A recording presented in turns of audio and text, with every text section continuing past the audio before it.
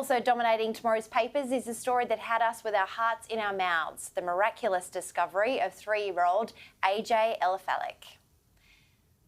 He was missing for 3 days in the Hunter region and found alive by an army of family and emergency services personnel.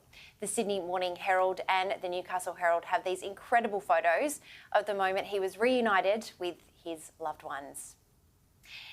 Now, we'd also love to hear from you. So if you're on Twitter, please feel free to get involved in the conversation using the hashtag #TheFrontPage. And as I mentioned before, joining me in our Perth studio is 6PR broadcaster Oliver Peterson. Welcome, Ollie. Well, let's get stuck into that little rescue of AJ. I mean, all day. I think it just really dominated the headlines. We saw the fact that it was across breaking news on all of those major networks for hours and hours. But I guess with the Herald and the Sydney Morning Herald and the Newcastle Herald with those amazing shots, what did you make of it?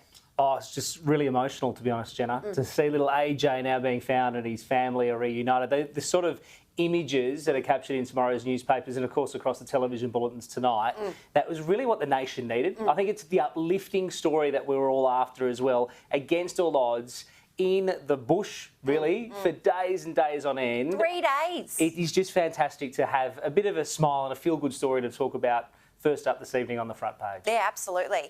And in terms of, I guess, just watching when we saw New South Wales Police with that vision of him drinking water and things like that, like you said, I think it was definitely the story that we all needed. But one story we probably don't need is another political spill. And what is going on in Victoria? Michael O'Brien, can he survive?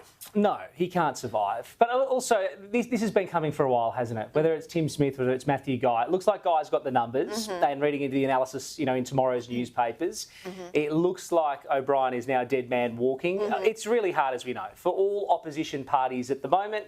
They've had such a tough time of it throughout the pandemic.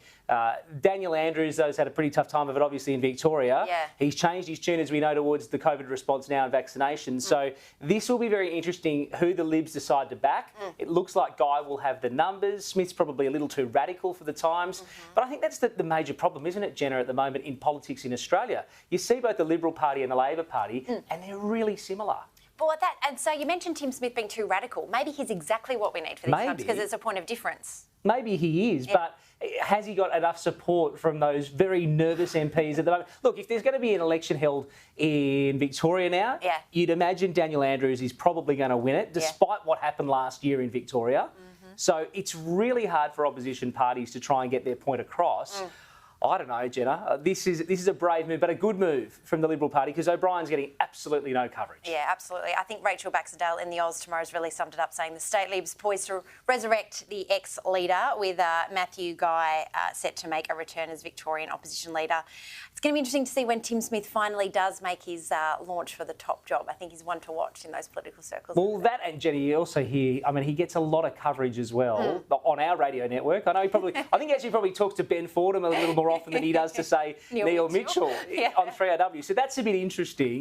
So he's obviously got a bit of a fan base, a bit of coverage, and Tim Smith might be the leader, but I think it'll be Guy tomorrow. Indeed, it's going to be an interesting one.